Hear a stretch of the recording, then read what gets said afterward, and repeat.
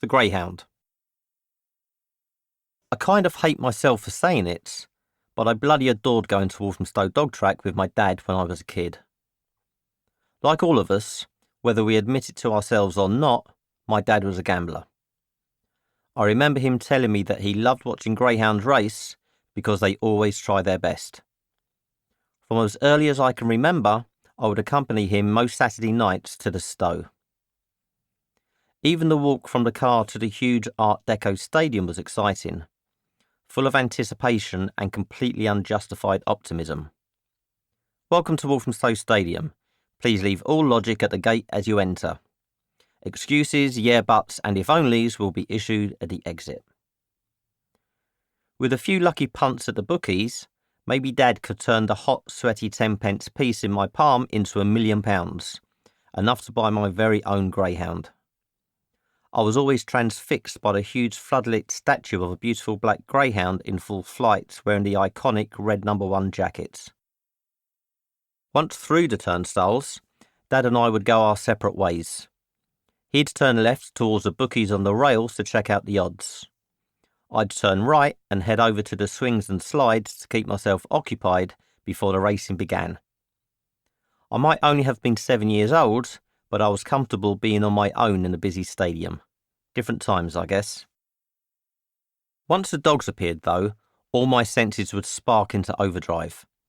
The beauty of the racers, the pageantry of the huntsman with his bowler hat and trumpet leading the procession, the steward in white coats whose job it was to load the dogs into the traps as the lights went down in the grandstand, leaving only the illuminated halo of the track itself. In the moments before the race, there would be a mad rush and fighting to get to any bookie who had momentarily chalked the favourite at longer odds than the other bookies. Then, a hush. The steward in the white coat would wave towards the mechanical hair operator to signal that all 6 dogs were loaded into the traps. The trumpet fanfare would sound and the rattle of the mechanical hair would emanate from the far side of the stadium. As the punters craned their necks and dragged on their fags, I'd push my way between the sheepskin coats and down to the front to see the greyhounds crouched behind the bars in full predatory anticipation. And then, as the hare passed, bang! The steward would pull the lever to open the traps and a huge roar would rise from the crowd as the dogs burst from their blocks and thundered towards the first bend. It was electric. As soon as I'd watched the 6 dogs take the first bend, I'd sprint to the 4th bend, which they'd hit as they came up to the home straights. With my back to the track, I'd close my eyes and listen to their feet thundering on the wet sand as lumps of the grit kicked up by the wide runners hit the back of my head and shoulders. I touched the sand that touched the greyhounds. My Elvis used towel moment. One night at the races, I got lost. Although I guess lost is in the eye of the beholder. I knew exactly where I was, but my dad and the PA announcer were clearly not so confident. They found me at the back of the track, looking through the green iron bars to the kennels where the pre- and post-race dogs were kept on race night. To me, the kennel staff working there had the dream job. They would massage the competitors before putting on their racing jackets. The red number 1, the blue number 2, the black 3 on white, the white 4 on black, the black 5 on orange and the very height of canine couture, the red number 6 on a black and white jacket for the wide runner. I was in trouble with Dad when he found me, but not half as much trouble as he'd have been in with Mum if he hadn't. When the race was done and a fresh cohort of dogs filed into the lights of the Cockney Coliseum for their pre-race parade, the spent post-racers would pass them at the gates, their mouths wide open, their tongues hanging, and what struck me most, steam rising from their bodies like smoke from a spent shotgun cartridge. The kennel hand would weigh the dogs in front of the steward, then give them a big metal bucket of water to drink as they cleaned the sand off their feet like blacksmiths shoeing a horse, dry them with a towel, and wrap them in a big fleece jacket to keep them warm. With all this going on, never once did the dog come up for air from their bucket of water. When each race was over, they would display the actual photo of the finish, snapped as the dogs crossed the line, in a wall-mounted glass display case. These photos were taken to support the results that were announced over the tannoy, prior to the bookies paying out on the winning tickets. I guess they were displayed in case anyone had a gripe with the announced results. An effort at full transparency. Yeah, right, because the greyhound racing industry is as pure as a driven snow. As one race finished and the corresponding photo was exhibited, the photo of the previous race was taken down and thrown to the floor, along with the million fag butts and the billion better luck next time my wife's gonna kill me scrunched up betting slips.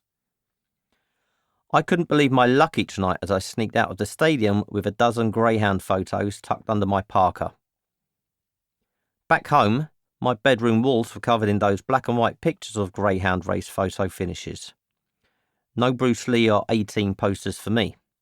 Why would I want those when I could have lacquer champion pipping Tartan Khan by a short head?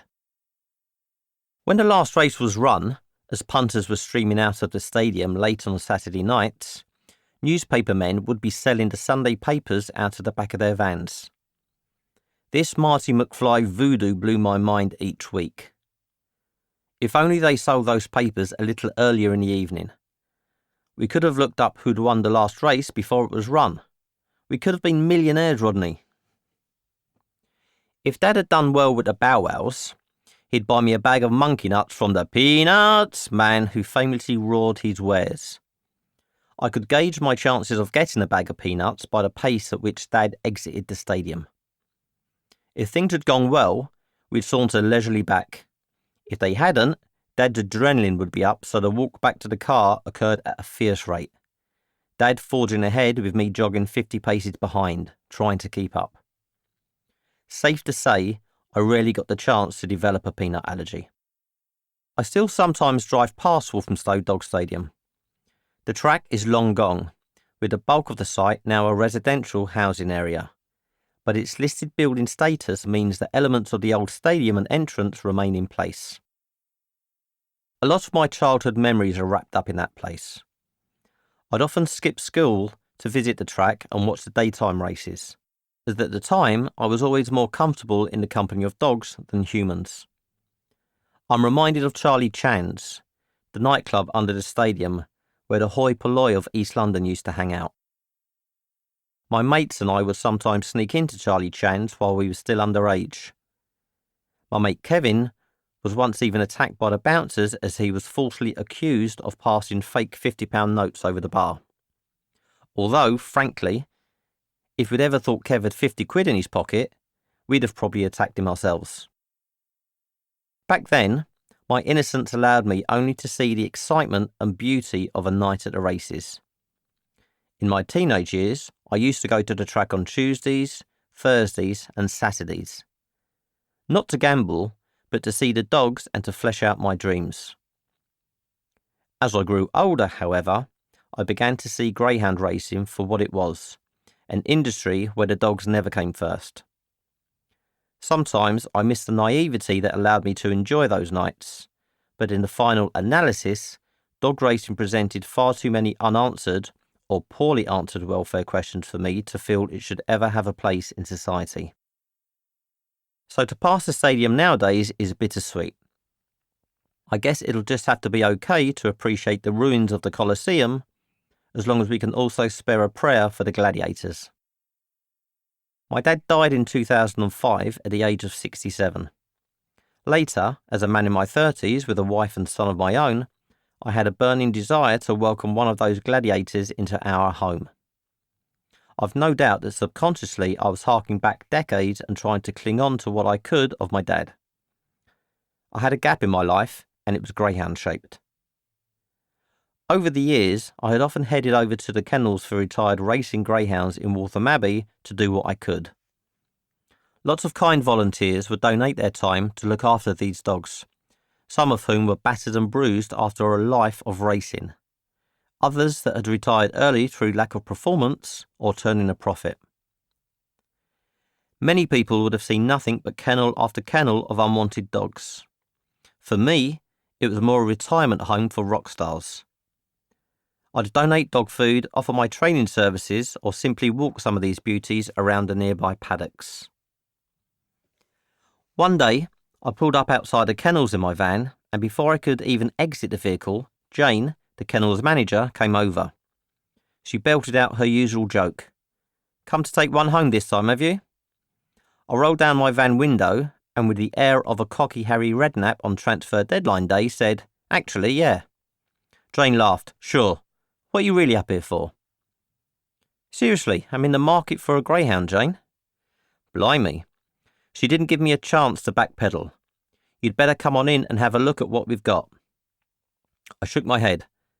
"I tell you what, Jane, I'm going to stay put while you go on in and choose the one that deserves a new start.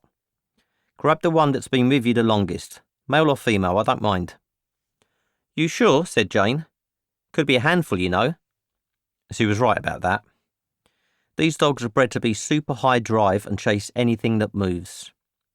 As young dogs, these greyhounds might only have been exposed to a kennel, the back of a van, and a racetrack. They'd never seen traffic, TVs or children, which can often lead to issues on Civvy Street. But before I could change my mind, she dashed into the kennel block and came out with an absolute beauty who pranced ahead of the tight lead, looking more stallion than dog. Unable to take my eyes off this stunner, I got out of my van to greet him and asked the obligatory first question when meeting a new dog for the first time. "What's his name?" "This is Johnny Sit," said Jane. "Johnny what?" "Johnny Sit." Now, racing greyhounds will have 2 or 3 different names. The first is a litter name from their official pedigree paperwork. The second is a name that appears on the racetrack programme and the bookies' chalkboards. These are the zany names like Wagamama's Woo Woo or La La Land Larry Loopy Loo. The third name is what's referred to as their kennel name, which is the nickname used by the kennel staff on a day-to-day basis. Even the most successful racing greyhounds will have a super short career. If they manage to stay in one piece, they're generally considered by the industry to be past their best at around 4 years of age. The next 10 years can be a very unpredictable period for each dog. Once they're considered, mercenarily, as surplus to requirements. Johnny Sit had retired at the ripe old age of 3 and spent the next 2 years at the rescue kennels. There had been a couple of rehoming attempts, but he had bounced back to the kennels very quickly each time because he was, as Jane euphemistically said, a bit of a handful. He had gained his kennel moniker of Johnny Sits after a famous incident that took place the first time he was taken to Walthamstow Dog Track to be graded. When a new dog is registered at a track, they need to run a grading race so they can have a time recorded against their name, with the fastest dogs graded A1 and the slowest graded A10. The racing manager can then group dogs of a similar ability to race each other. The racing style of the dogs will also be considered. Do they naturally run wide in pursuit of the hare? If so, they would be wide dogs and drawn in traps 5 or 6. Perhaps they hug the rails when they race. If so, they'd spring from traps 1 or 2, the inside draw. Gradings are sometimes run solo, sometimes with 2 or 3 other dogs in an empty stadium. This was often only witnessed by a few owners, trainers and track officials, and a kid called Stephen John Patrick Mann who should have been at school but wasn't missed. The legend goes that for his grading, my dog had been loaded into the traps along with 2 other debutants. As the hare passed and the traps exploded open, all 3 flew out and raced to the first bend. All was as it should be. By the second bend, however, Johnny was not so much chasing a hare as smelling a rat. He slowed to a jog, then to a walk, and by the third bend to a sit. A sit. The other 2 dogs continued in hot pursuit of the hare, while Johnny remained a polite observer. He looked back over one shoulder, then the other, watching the racers circle him while his butt never left the sand. If you know greyhounds, You'll be aware that because of their body shape and mechanics, they almost never choose to sit. Yet this fella's butt was glued to the spot like a Just Stop Oil protester. The graders had never seen this happen. A record-breaking greyhound. This guy was for me. I love the special ones.